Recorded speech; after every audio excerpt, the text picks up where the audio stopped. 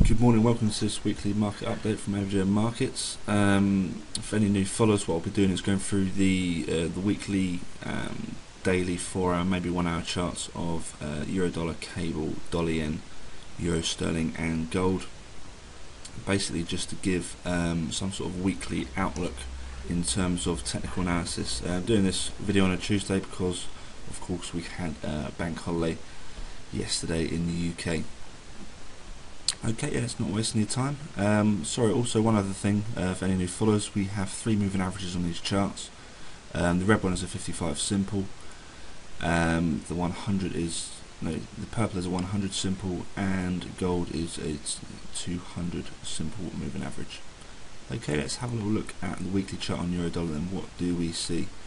In terms of the recent swing, which is from this low here to the high here, we've been talking about it for the last sort of few weeks. Really, is 50% Fibonacci retracement level. You can see multiple spikes below this level, and that's at around 130.55. Last week we had some quite a bit of selling pressure. We had quite a big retracement, which I did kind of hint about. We may, after 3 kind of bullish weeks here, we expected some sort of retracement, and we got that. We did pierce that 50% level, but we've had a nice close above. So, and also this week we've already had a slight pierce below this 50% level, and it's bounced up again. So we've had how many? 1, 2, 3, 4, 5, 6 spikes below this level, but the buyers continue to keep on coming in at this key 1.30.55. So interesting week. In terms of the bias, you have to say it's towards the upside purely because of last week's weekly close, and purely because we've already started to break below and bounce up. So in terms of the resistances on the weekly, stay the same. The 0% will be the main.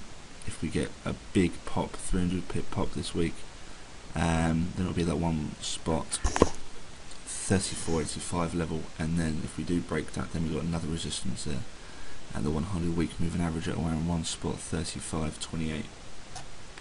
Okay, let's flip it to the daily and see if we get any more clarification of what might happen this week. So as you can see, last week we had quite a few sell-off candles there, and already we are capping at this 100-day moving average. So key level here in terms of resistance into the week, that's at around one spot 31.44.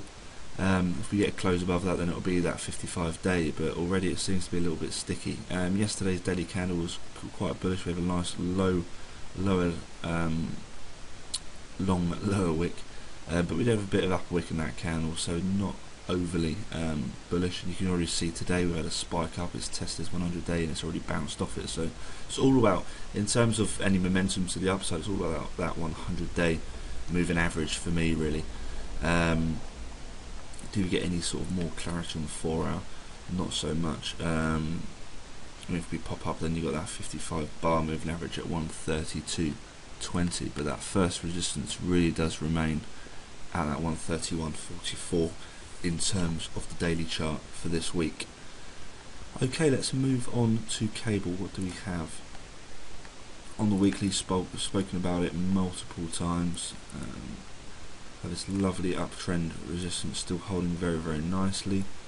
And in terms of the downtrend resistance, what do we have? We spoke about that broke above in last week's video. You can see in a bit more detail there. We had a candlestick close above here, and it also opened above that 200-week moving average, but it's sold off a bit, and now you can see this resistance.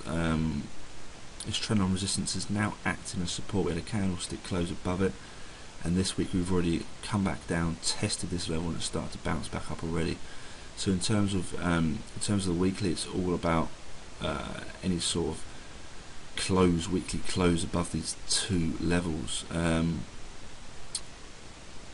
So not 2 levels, two technical indicators here, both the 55 and the 200 week.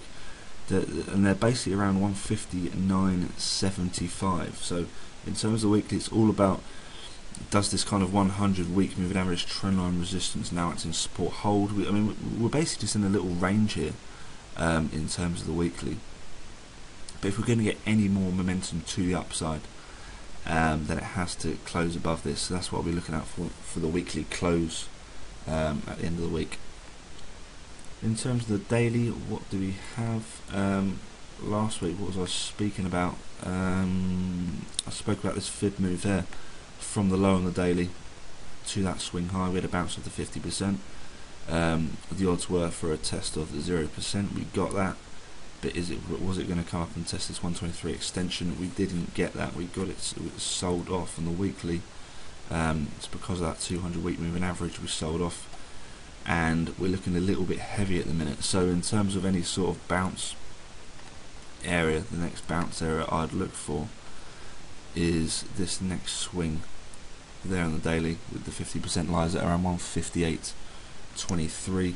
We have the 200-day moving average there at 158.44 and the 55-day moving average at 158.12. But in terms of last week's weekly candle, it's still quite, I mean, there's a nice bit of lower wick there. You'd expect it to, similar to Euro, I mean, you can see that recent swing is much clearer. I'll just delete this one off for you. That recent swing is looking quite clear. We had a nice little bounce. It's tested it. And it also, this trend line resistance now acting as support coincides with the 50% Fibonacci retracement level at 138.32. So the odds really similar to Euro that we are going to bounce to the upside. But in terms of resistance, it's all about those two moving averages there for me. Okay, let's have a look at the dollar yen. Let's flip it to the weekly. Is there any more interesting action? Because dollar yen hasn't been too interesting in terms of the weekly. We spoke about the 100 week moving average the last sort of 3 weeks, so we've had some, if any sort of healthy retracement. This is the first support, and we now got a weekly close below that and a weekly open below that level. So the odds now for some sort of sell off into this big 50% fib retracement at 80.09. And then if we get any further sell-off, then that 61.8, which coincides with the 55-week moving average, will be the next zone of support.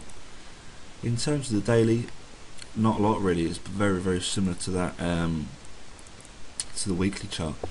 The odds are now looking for some sort of healthy retracement into this 50% level that we're looking at. In terms of a support before that 50% level is this 55-day moving average, and that is at 80.45. But the odds for this week, you have to say, are for a continuation of a healthy. It's been due a big retracement, well, not a big retracement, just some sort of healthy retracement, and we're now getting that. So all I'll be looking at for in terms of weekly perspective will be this 55 and 50% level here. Okay, let's have a look at the euro sterling. What do we have on the euro sterling chart? Been spoken about it multiple times before. There's still this trend line support. What we spoke about, if we're going to get a sell-off, then it have to break this level. We've now got a weekly candlestick close below this level. So in terms of weekly fib, what do we have? Let's say if we draw it down from this low here, then the first key area of support, and also if you look to your left of the charts here, key support zone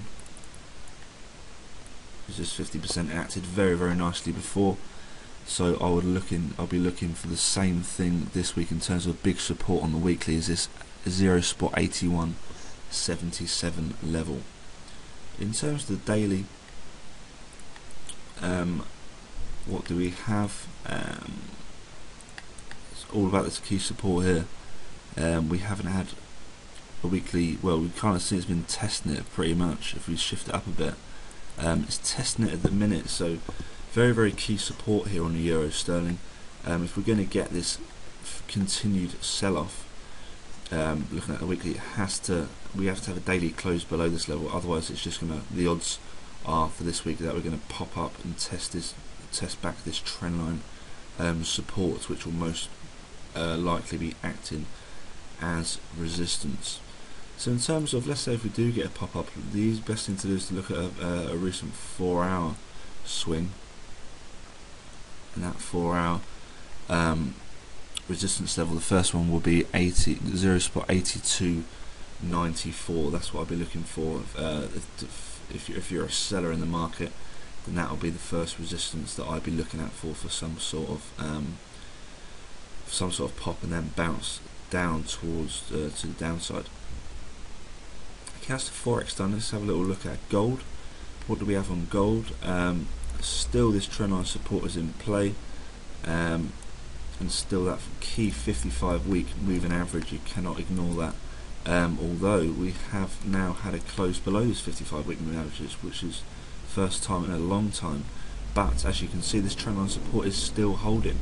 We've already had a test of it this week in the current week candle, and one thing we've been speaking about for the last sort of few weeks are the Fibonacci levels. We spoke about that 50%, got held 1, 2, 3, but you could see it was struggling, that candle there, or struggling to pop up, and we've now had a sell-off. But this 61.8 is now holding, so we had a 61.8% and the trendline support, both acting as a nice sort of confluence support level there. But if we do get any sort of pop up, then this 50% may act as resistance. So keep that in mind, because it acted as such good support, it may now act as good resistance, and that's at 16.56. Do we get any more clarity on the daily chart? If we get a pop up and it breaks that 50% level, then I'll be looking for that 100-day moving average, and that's at 1680. But you have to say, I mean, the odds are always to the upside in gold because of this big trend line, and unless this trend line gets broken, then the odds are always towards dips, and people will be buying these dips.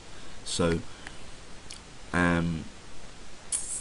you just have to say, you just be careful. If you're a dip buyer, then just be careful of these cluster moving averages, because they will most likely hold. They held very well at this area here, and they are quite close together, and they are quite flat. So be careful of that resistance zone there at 1680. Okay, let's have a look at the forex calendar. What do we have out today? Not a lot today. Quite quiet in terms of liquidity. So we also have the bank holiday. People are still trying to wake up from their nice 4-day weekend. Not a lot out today. What do we have tomorrow? No really big news. We've got some medium sort of US data out on Thursday. We have quite a bit of US data out at 1:30. We have the USPPI month-to-month numbers, and the US trade balance, and the weekly jobless claims. Remember last Friday we had some very weak NFP numbers, so the weekly jobless claims may have some more significance this week. And on Friday we have China GDPs. That always is very important for the risk sentiment, which affects in euro dollar. On Friday at 9:30 we have UK PPI input month-to-month numbers, expected to decrease from previously 2.1%, forecasted at 1.3%. We have some more US data. Core CPI month-to-month is expected to increase there, so expect some dollar strength if we beat those 0.2% numbers. And at 2:55 on Friday we have the US prelim, University of Michigan consumer sentiment, forecasted at 76.5. And to finish the week we have Fed Chairman Ben Bernanke, so a lot of people will be cautious. But if you're going to close your books, then make sure it's before 6 PM, because he could affect it. Okay, that's all for today. Hope you enjoyed the video. Keep it tight, stay safe, and I'll catch you next Monday. Have a great week trading.